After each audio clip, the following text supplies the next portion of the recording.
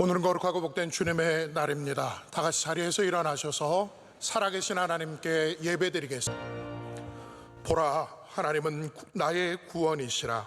내가 신뢰하고 두려움이 없으리니 주 여호와는 나의 힘이시며 나의 노래시며 나의 구원이심이라. 아멘.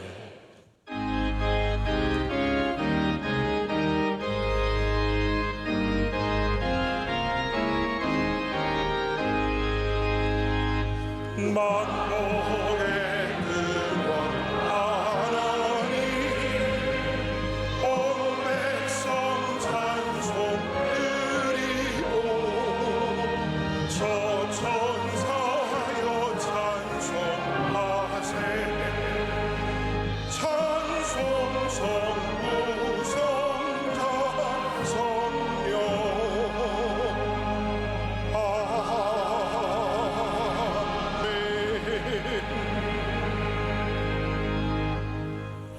전능하사 천지를 만드신 하나님 아버지를 내가 믿사오며 그 외아들 우리 주 예수 그리스도를 믿사오니 이는 성령으로 잉태하사 동정녀 마리아에게 나시고 본디오 빌라도에게 고난을 받으사 십자가에 못 박혀 죽으시고 장사한 지 사흘 만에 죽은 자 가운데서 다시 살아나시며 하늘에 오르사 전능하신 하나님 우편에 앉아 계시다가 저리로서 산자와 죽은 자를 심판하러 오시리라. 성령을 믿사오며 거룩한 공회와 성도가 서로 교통하는 것과 죄를 사하여 주시는 것과 몸이 다시 사는 것과 영원히 사는 것을 믿사옵나이다. 아멘.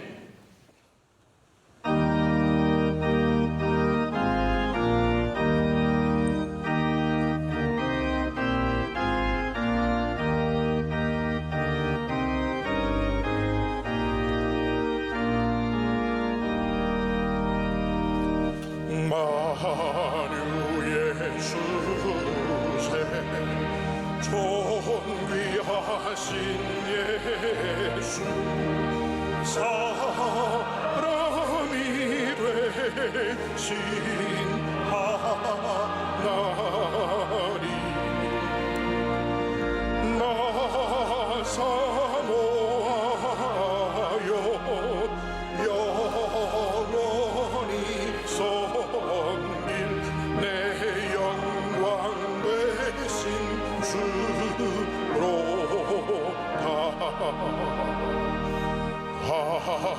화려한 동산 무성한 저수모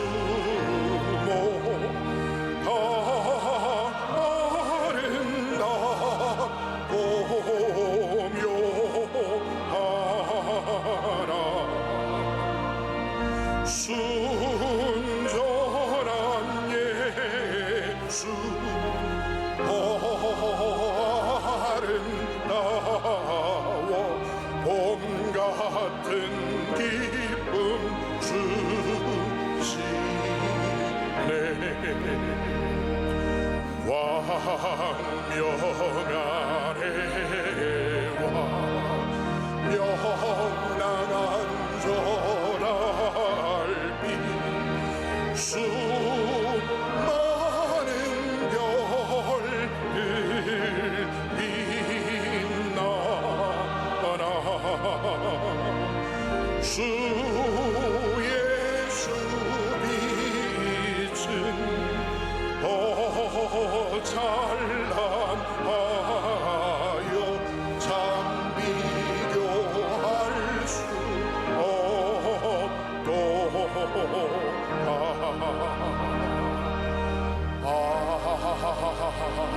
아멘. 예배를 위하여 신대현 장로님께서 기도하시겠습니다. 사랑과 은혜가 풍성하신 하나님 아버지, 오늘도 거룩한 주의 날을 맞아 주님 앞에 나와 경배드릴 때에 주님 주시는 참된 복을 받게 하여 주옵소서. 이곳에 주님의 몸된 교회를 세워주시고 지난 44년간 한결같은 은혜로 본교회에 함께 하심을 감사드립니다. 하지만 우리는 이 세상에 살면서 복음의 증인이 되기보다는 자신의 유익을 위해 살 때가 많았사오니 우리의 믿음 약함을 긍휼히 여겨 주옵소서. 역사의 주관자 되시는 하나님 아버지, 이 시대가 주의 손에 달려 있사오니 이 나라 이 민족을 긍휼히 여겨 주옵소서. 대통령을 비롯한 모든 위정자에게 은혜와 지혜를 주시고 의료 대란이 은혜롭게 해결되게 하시며 특별히 반쪽으로 갈라진 이 나라를 주님의 진리와 말씀에 순종함으로 하나 되게 도와주시옵소서. 교회의 머리 되시는 주님의 은혜에 감사드립니다. 이 교회가 복음의 빛 가운데 올바로 성장케 하시고 주님 주시는 참된 복락과 은혜를 사모하게 하여 주옵소서. 늘 말씀으로 많은 양떼를 먹이시고 푸른 초장 맑은 시냇 물가로 인도하시는 담임 목사님, 말씀 들고 서실 때마다 주님의 권세와 능력이 나타나게 하시고 모든 성도들의 갈급한 심령 위에 은혜의 단비가 촉촉이 내리게 하옵소서. 쉼없는 사역 가운데 계신 원로 목사님 곤비치 않으시도록 주님의 강하신 팔로 붙들어 주시며 하시는 모든 사역 가운데 한국교회가 다시 부흥하는 놀라운 역사가 나타나게 하옵소서. 복음 전파하시는 선교사님들에게 날마다 새 힘과 지혜를 더하여 주시고 안동 성수병원 C채널과 MCM, 캄보디아 등 국내외 모든 선교기관들을 일일이 축복하여 주실 줄 믿습니다.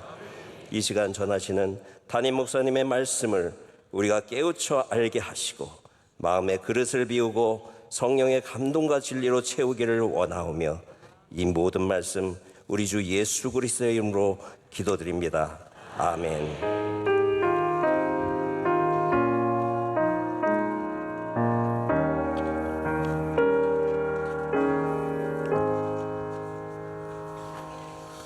오늘 우리에게 주시는 하나님의 말씀은 구약성경 전도서 12장 1절로 8절 말씀입니다.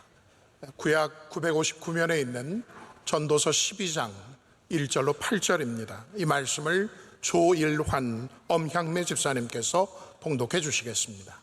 너는 청년의 때에 너의 창조주를 기억하라. 곧 공고한 날이 이르기 전에 나는 아무 낙이 없다고 할 해들이 가깝기 전에 해와 빛과 달과 별들이 어둡기 전에 비 뒤에 구름이 다시 일어나기 전에 그리하라. 그런 날에는 집을 지키는 자들이 떨 것이며 힘 있는 자들이 구부러질 것이며 맷돌질하는 자들이 적음으로 그칠 것이며 창들로 내다보는 자들이 어두워질 것이며 길거리 문들이 닫혀질 것이며 메톨 소리가 적어질 것이며 새의 소리로 말미암아 일어날 것이며 음악하는 여자들이 다 쇠하여질 것이며 또한 그런 자들은 높은 곳을 두려워할 것이며 길에서는 놀랄 것이며 살구나무가 꽃이 필 것이며 메뚜기도 짐이 될 것이며 정욕이 그치리니 이는 사람이 자기의 영원한 집으로 돌아가고 조문객들이 거래로 왕래하게 됨이니라. 은줄이 풀리고 금그릇이 깨지고 항아리가 샘 곁에서 깨지고 바퀴가 우물 위에서 깨지고 흙은 여전히 땅으로 돌아가고 영은 그것을 주신 하나님께로 돌아가기 전에 기억하라. 전도자가 이르되 헛되고 헛되도다. 모든 것이 헛되도다. 아멘.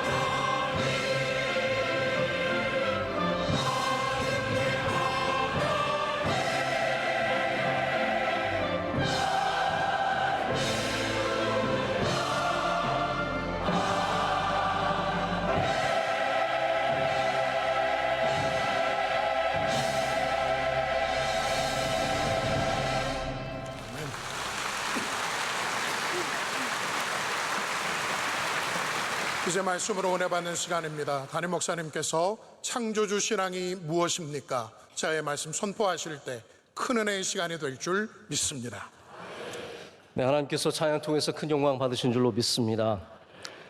예전부터 그런 종류의 책들이 있어 왔습니다. 과거의 나를 바라보며 내가 만약에 50년 전으로 30년 전으로 돌아가면 나에게 뭐라고 조언을 할 것인가, 혹은 최고의 경영인들에게 당신이 만약에 창업을 다시 하게 된다면 뭐라고 조언해 줄 것인가, 가정을 50년, 40년 지켜오신 분들에게 결혼식에 지금 가는 신랑 신부에게 뭐라고 조언해 주시겠냐고, 이런 질문을 갖고 쓴 책들이 있습니다. 다 지혜에 대한 책들이죠.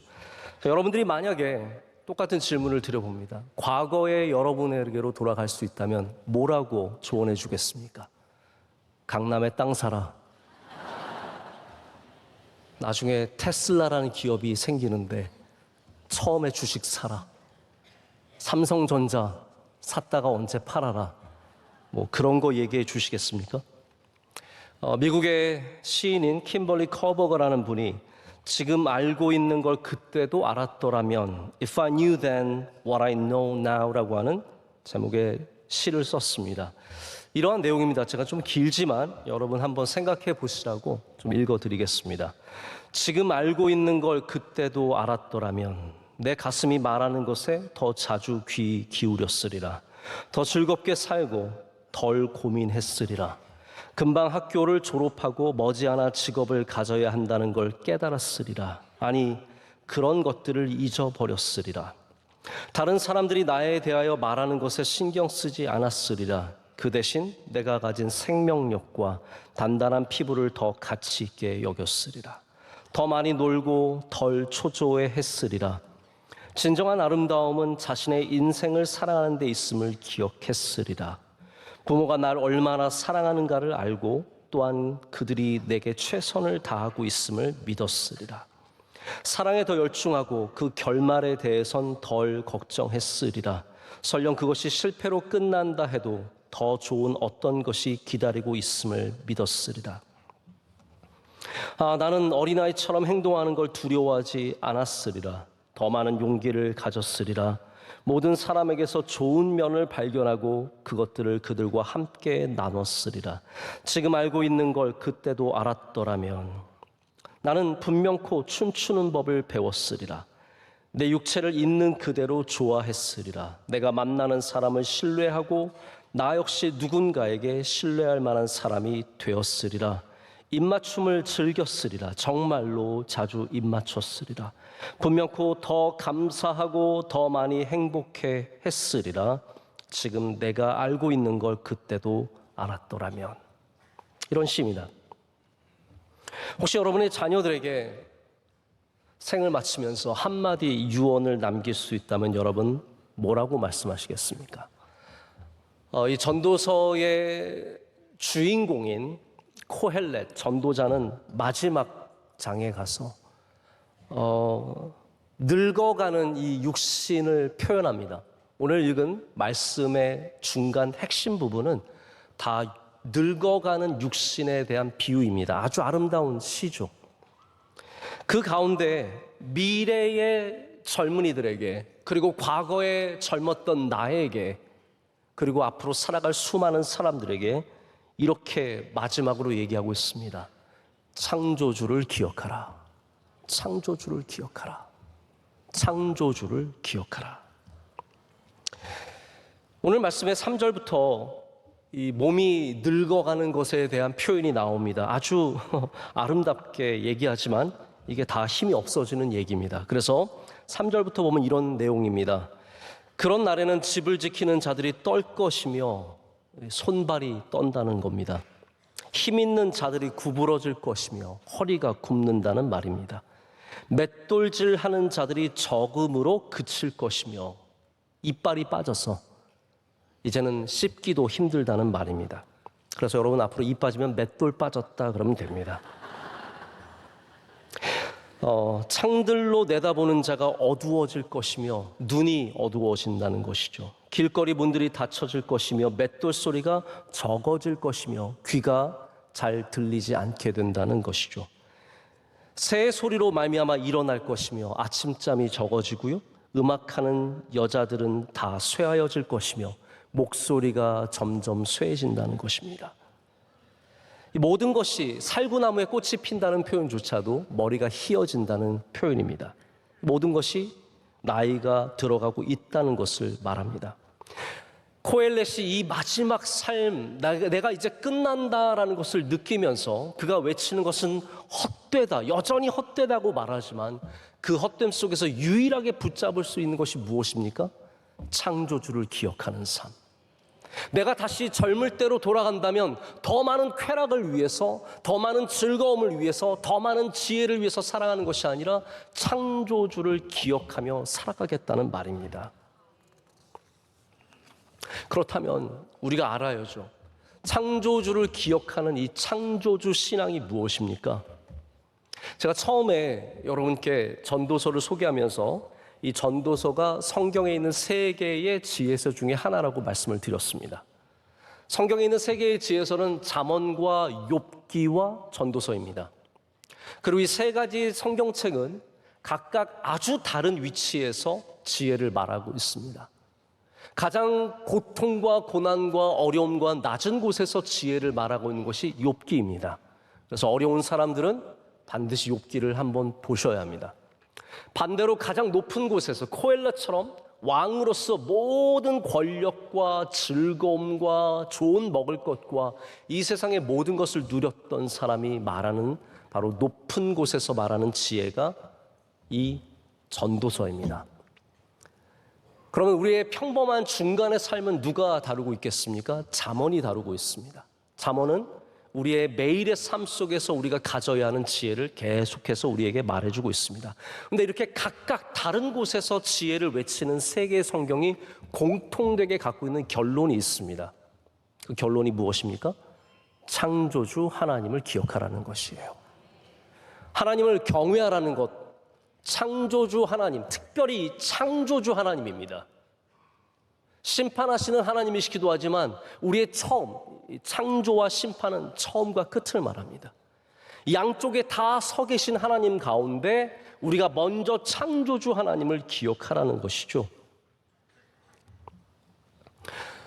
여러분, 그러면 창조주 하나님을 기억하는 신앙이 무엇입니까? 제가 어떤 고고학자와 신학자가 이렇게 서로 토론하는 영상을 본 적이 있는데 고고학자가 그렇게 말하더라고요. 저는 사물을 있는 사물로 보지 그 안에 영혼 같은 것들이 들어있다고 생각하지 않습니다. 라고 얘기를 했습니다. 여러분, 우리가 이러한 사상을 유물론적 사상이라고 합니다. 모든 것은 물질입니다.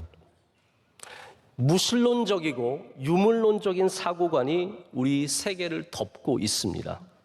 그냥 물건이고 사람이고 그렇기 때문에 거기엔 특별한 목적도 없습니다. 우리가 이 세상에 살아가면서 유물론적인 사고관으로 살아간다면 그냥 딱 한 번 사는 인생, 내가 원하는 대로, 내가 하고 싶은 대로, 뭐 걱정할 게 뭐가 있습니까? 뭐 나중에 심판이 있습니까? 뭐가 있습니까? 선을 행하는 게 무슨 의미가 있습니까? 남을 도와주고 희생하는 게 무슨 의미가 있습니까? 그냥 나 혼자 좋은 데 가서 좋은 거 먹고 여행하고 좋은 사람들 만나고 그러다가 죽어서 흙으로 돌아가면 된다는 것이 유물론적 사고관이죠.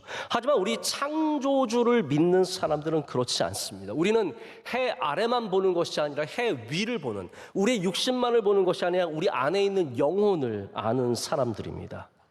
그래서 이 세상이 끊임없는 우연의 반복 속에서 여기까지 왔다고 생각하지 않습니다. 여러분은 그렇게 생각하십니까? 우연히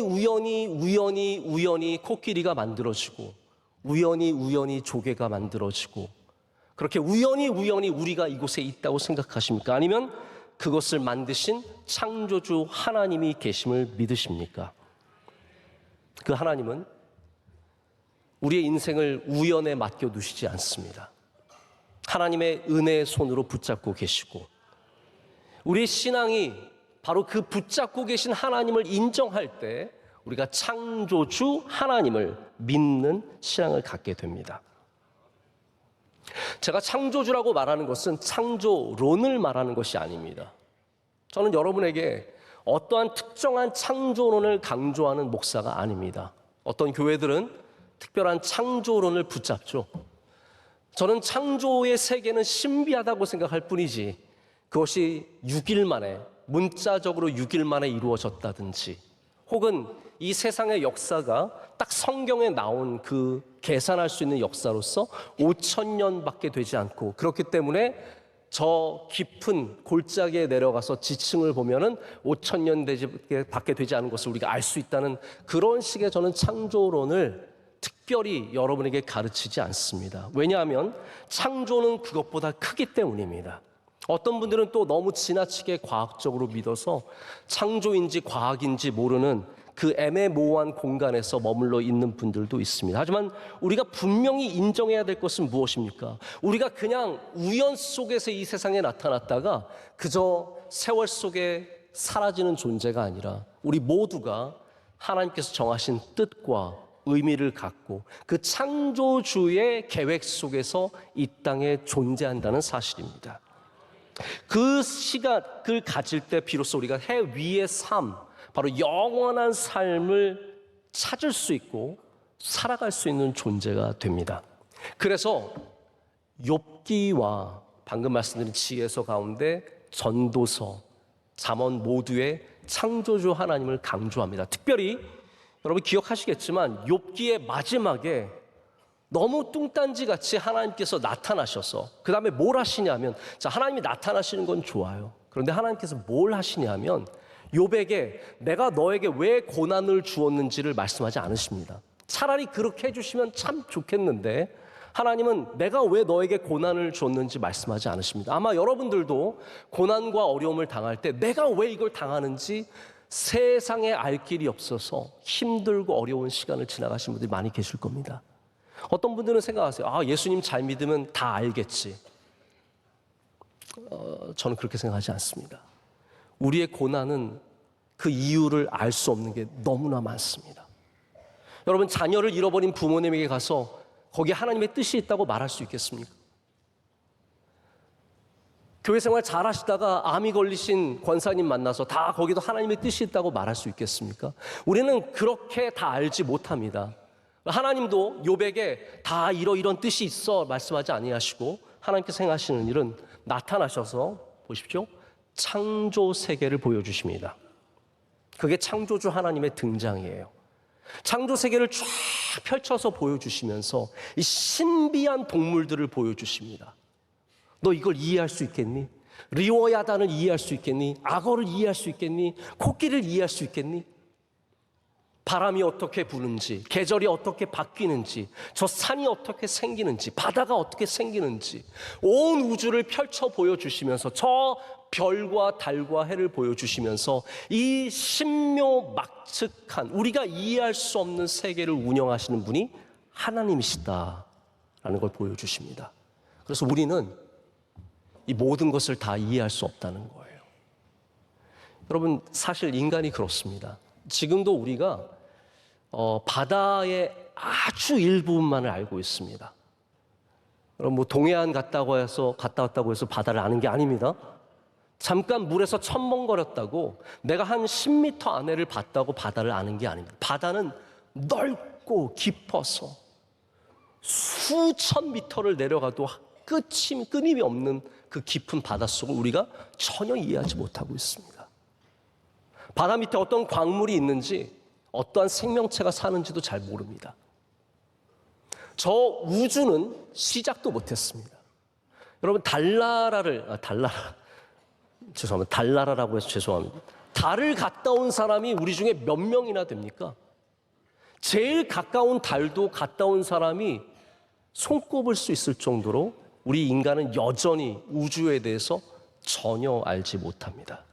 하나님께서는 바로 그런 창조 세계를 보여주심으로써 우리의 모든 삶에 헛되어 보이는 것조차도 하나님의 창조의 질서와 하나님의 뜻 안에 있음을 말씀해 주십니다.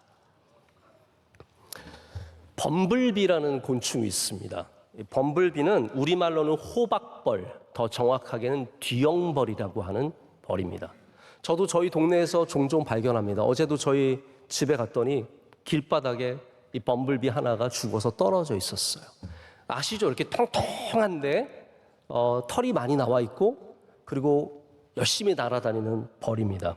이 범블비는 생물계의 미스테리입니다. 왜냐하면 1930년대에 프랑스의 곤충학자인 아우구스트 마냥이라고 하는 사람이 이 범블비를 연구하면서 깨달았어요. 이 벌이 나는 것은 불가사의다. 생물학적으로 설명이 안 되는 거예요. 왜냐하면 큰 덩치를 가진 애가 아주 작은 날개를 갖고 날고 있기 때문입니다. 도저히 이해가 안 되죠. 그래서 이 범블비는 어떻게 보면 경의의 대상이고 동경의 대상입니다. 노래도 우리 잘 아시겠지만 The Flight of the Bumblebee라고 해서 왕벌의 비행. 여러분 그 노래 들어보신 적 있지 않으십니까?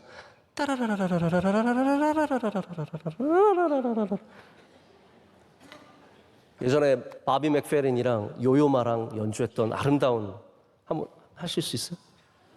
네네. 제가 너무 무리한 걸 요구했습니다. 네. 미친 듯이 해야 되는 거거든요, 그건. 근데 그거를 듣고 있으면 이 범블비가 어떻게 날아다니는지 상상이 됩니다. 얘가 떨어질 것 같은데 날아가고 떨어질 것 같은데 날아가고. 자, 이렇게 범블비가 말도 안 되게 큰 덩치를 작은 날개로 날릴 수 있지만 반대로 날개는 큰데 날지 못하는 새가 있습니다. 뭡니까? 닭입니다. 닭은 이해가 안 돼요. 저는 그 날개 가졌으면 날았습니다. 근데 닭은 그 큰 날개를 갖고도 맨날 발싸움 하려고 날지 실제로 날지를 못합니다. 지붕에서 떨어져 내릴 때도 얼마나 위험해 보이는지 모릅니다. 닭은 날기 위해서, 닭의 날개는 날기 위해서 존재하는 것이 아니라 우리의 맛있는 음식이 되기 위해서 존재할 뿐입니다. 여러분, 여기 창조의 신비가 있습니다. 창조주 하나님께서 하신 일들은 어떤 일들이냐면 될 수 없어 보이는 것이 되게 하시고 정말로 될 것 같은 것들이 되지 않게 하시는 신비가 있습니다. 전도자도 그것을 깨달았습니다. 그래서 이 창조주를 얘기하기 바로 전장에 9장 11절에 이러한 신비한 얘기를 합니다. 내가 다시 해 아래서 보니 빠른 경주자들이라고 선착하는 것이 아니며 용사들이라고 전쟁에 승리하는 것이 아니며 지혜자들이라고 음식물을 얻는 것도 아니며 명철자들이라고 재물을 얻는 것도 아니며 지식인들이라고 은총을 입는 것이 아니니 이는 시기와 기회는 그들 모두에게 임함이니라. 여러분, 이게 하나님께서 일하시는, 창조의 하나님께서 일하시는 신비한 방식입니다. 우리가 보기에는 가장 먼저 뛰는 사람이 승리합니다. 그것이 유물론적 사고가 아닙니다. 왜냐하면 그들은 영혼을 볼 수 없고 그들을 붙잡아 주신 하나님을 볼 수 없기 때문에 오직 빨리 달리는 사람이 이길 것이라고 생각하지만 인생을 살아가면 제일 빨리 달리던 사람들이 어느새 떨어져서 눈에 보이지도 않는 뒤에 처져 있을 때가 얼마나 많습니까? 가장 건강했던 사람이 가장 먼저 쓰러집니다. 지혜를 가진 사람들이 모든 것을 얻는 것이 아닙니다. 능력 있는 사람이, 용사가 다 승리하는 것이 아닙니다. 오히려 하나님께서는 그 반대의 일을 행하실 때가 참 많습니다. 가장 어리석지만 가장 복된 삶을 살고 가장 연약하지만 승리의 승리를 허락하시는 분이 하나님이시라는 거예요. 그렇기 때문에 우리는 이 인생을 우연과 물질 속에 살아가는 것이 아니라 온 세상을 만드시고 지금도 다스리고 계시는 창조주 하나님의 은혜 속에 살아가는 겁니다. 여러분, 우연으로 살아갈 수 없습니다. 우연을 너무 기대하지 마십시오. 길 가다가 10,000원짜리 한 번 주우면 평생의 바닥만 보고 살아갈 수가 있습니다. 또 우연히 나에게 그런 좋은 것이 오지 않을까? 우리 그리스도인들은 로또를 별로 좋아하지 않습니다. 왜냐하면 로또가 물론 나라의 어떠한 사업들을 위해서 쓰임을 받을 수 있겠죠. 그러나 우리는 그러한 우연을 기대하지 않습니다. 아니, 여러분, 우연을 믿고 살아간다면 가서 로또 사십시오. 되면 저에게 10% 주시고. 우리는 우연이 아니라 하나님의 은혜를 바라보며 살아가는 겁니다. 그래서 내가 용사가 아니지만 하나님, 나는 용사가 아닙니다. 난 여기서 제일 힘이 없습니다. 그러나 하나님이 도와주시면 승리할 줄로 믿습니다. 이것은 창조의 법칙과 전혀 반대죠. 가장 힘센 사람이 이길 것 같지만 오히려 창조주 하나님께서는 새로운 길을 보여주시고 하나님의 창조의 질서를 신비하게 운영하셔서 용사가 아니었던 이스라엘이 역사적으로 보면 절대로 강국이 아니었습니다. 그러나 그들이 가서 승리하는 모습들을 보십시오. 기드온의 용사들이 승리하는 것을 보십시오. 다윗의 용사들이 승리하는 걸 보십시오. 작은 자들이 승리하는 데에는 바로 하나님의 역사하심이 있으시기 때문입니다. 그것이 창조주 하나님의 능력입니다. 그래서 여러분, 만약에 늦게 출발했을지라도 포기하지 마십시오. 왜냐하면 늦게 출발했어도 창조주 하나님께서 여러분을 가장 먼저 도착하게 하실 수 있으시기 때문입니다. 내가 힘이 없고 연약해도 절망하지 마십시오. 내가 지혜가 부족해도 실망하지 마십시오. 우리는 창조주 하나님의 은혜 속에 살아가는 존재이기 때문입니다.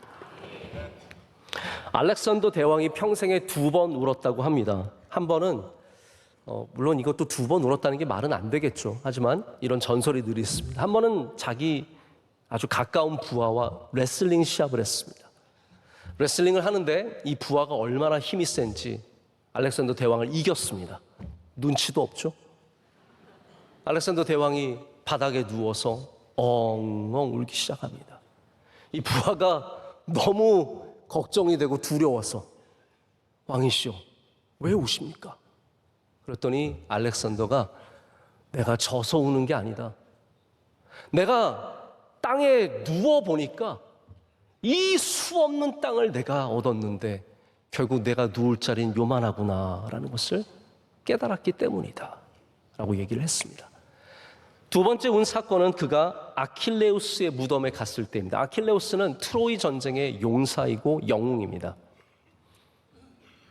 거의 신의 경제에 이르렀다고 하는 용사였습니다. 아킬레우스는 많은 사람들에게 찬양을 받았고 그의 무덤에 수많은 사람들이 가서 경배했습니다. 알렉산더도 그의 무덤에 갔는데 눈물이 났습니다. 부하가 또 물었습니다. 왜 우십니까? 이 아킬레우스는 트로이 성을 뺏지도 못했는데 그리고 죽었는데 위대한 작가인 호메루스가 이 사람의 이야기를 남겼기 때문에 지금도 많은 사람들이 이를 기억하며 함께 경배하고 있지 않느냐. 그러나 나는 아킬레우스와 다르게 수만의 성을 빼앗았지만 나에겐 호머가 없기 때문에 내 영웅의 이야기를 남겨줄 사람이 없구나 라고 하면서 또 울었다고 합니다. 여기 인간이 갖고 있는 두려움이 다 나타납니다. 내가 가진 것을 잃어버리는 두려움과 나의 삶이 잊혀질 것에 대한 두려움입니다.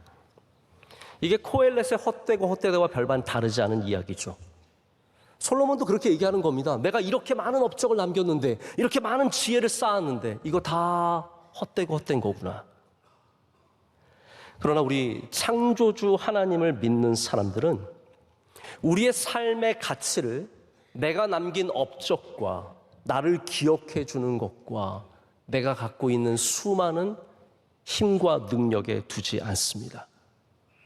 창조주 하나님을 믿는 믿음은 내 삶이 아무리 작을지라도, 아무리 연약할지라도 하나님께서 나를 이 세상에 뜻과 목적을 갖고 보내셨다는 것을 믿는 믿음입니다. 여러분, 우리가 우연으로 이 땅에 태어났다면 어떻게 우리의 삶의 목적과 의미가 있을 수 있겠습니까?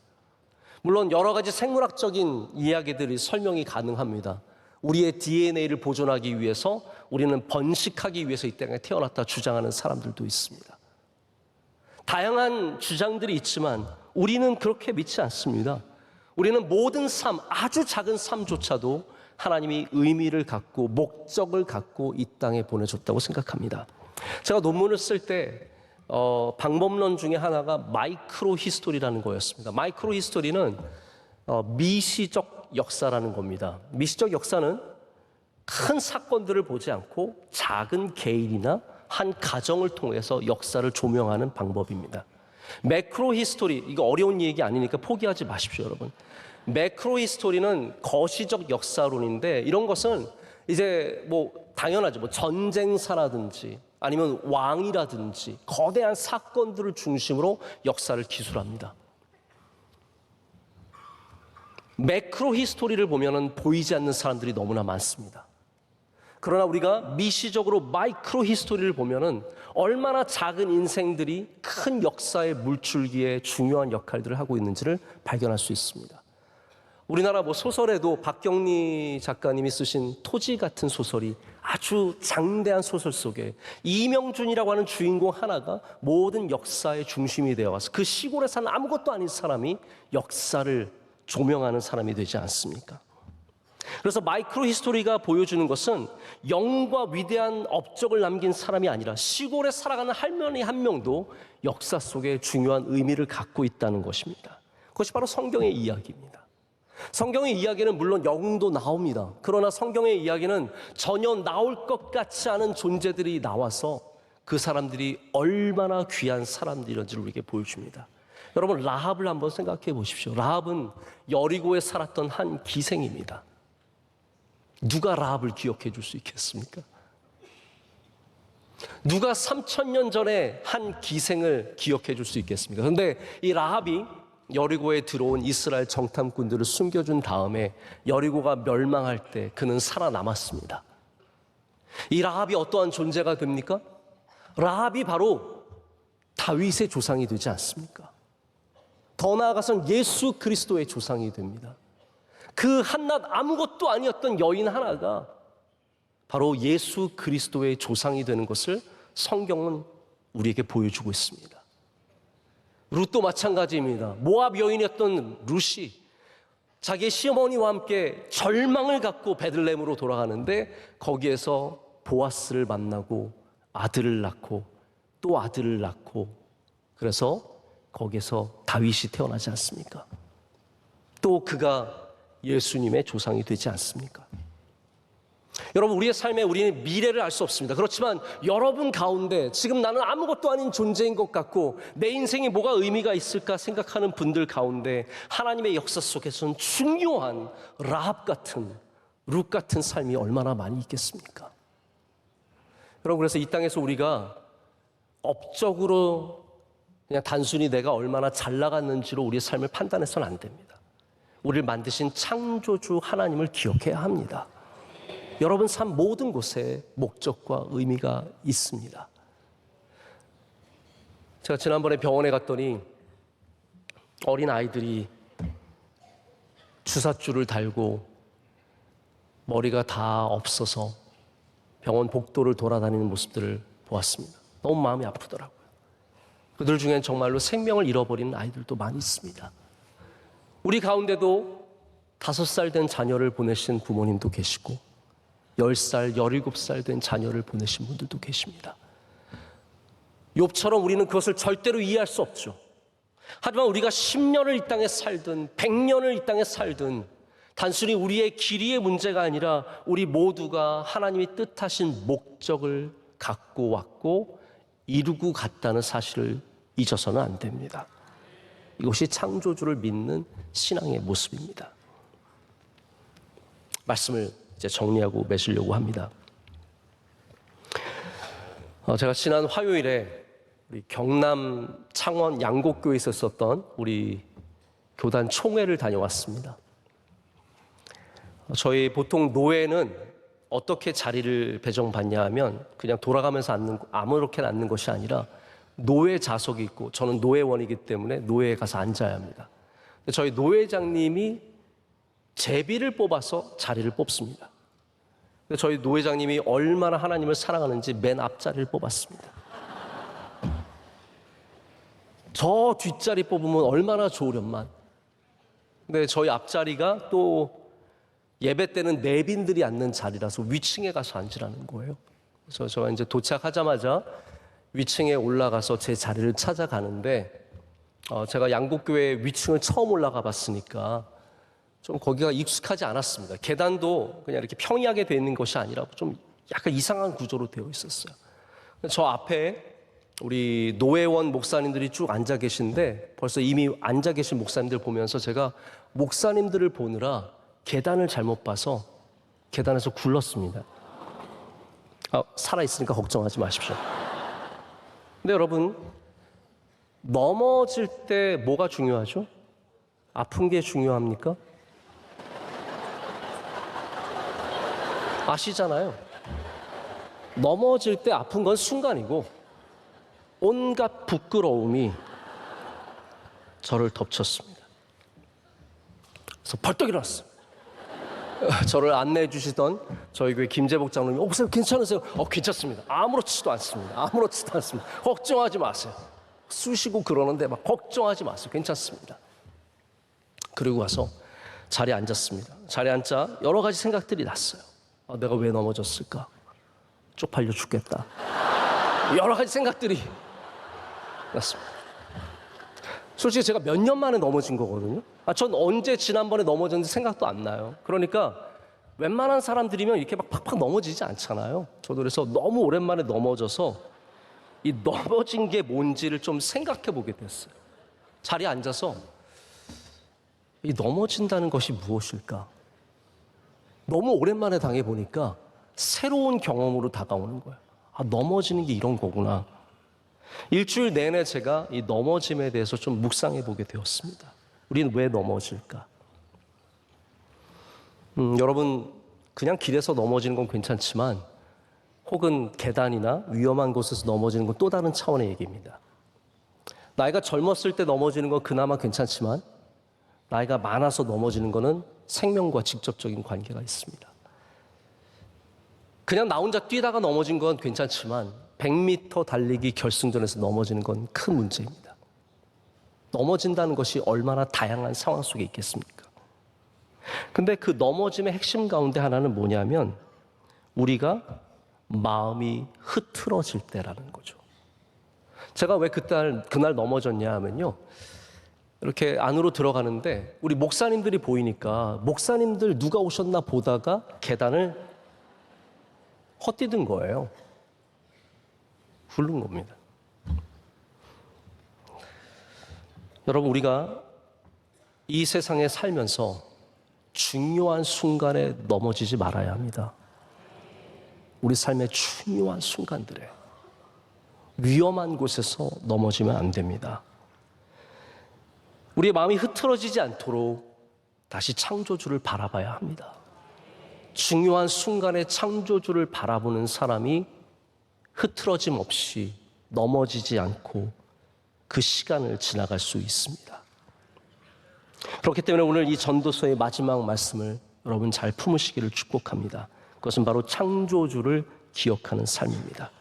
모든 것이 헛돼 보이는 이 세상 속에서 헛되지 않게 살 수 있는 유일한 방법은 우리 주 예수 그리스도를 믿고 창조주 하나님을 믿으며 살아가는 것밖에 없습니다. 제가 처음에 말씀드렸죠. 마지막으로 우리가 해줄 얘기가 있다면 무슨 얘기를 해주겠냐고. 여러분은 뭐라고 말해줄 것 같습니까? 저는 저희 아이들에게 만약에 저도 언젠간 죽을 거 아닙니까? 그래도 마지막 말이라도 남길 수 있다면 참 감사할 것 같습니다. 아이들을 불러놓고 저는 마지막으로 왜 이렇게 눈물이 나려고 그러죠? 네. 마지막으로 이 말 해줄 것 같아요. 저는 예수님 잘 믿어라. 예수님 잘 믿어라. 예수님 잘 믿어라. 여러분, 창조주 하나님을 기억하는 삶을 사시길 축복합니다. 기도하겠습니다. 하나님 아버지 감사합니다. 오늘 전도서의 우리 마지막 말씀을 들었습니다. 창조주를 기억하라. 이 말씀을 마음에 새기게 하여 주시옵고 헛된 것이 많은 이 세상 속에서 넘어지며 사는 인생이 아니라 하나님을 바라보며 마음이 흐트러지지 않아 넘어지지 않고 평생에 주님과 동행하는 복된 삶이 되게 하여 주시옵소서. 예수님의 이름으로 기도드립니다. 아멘.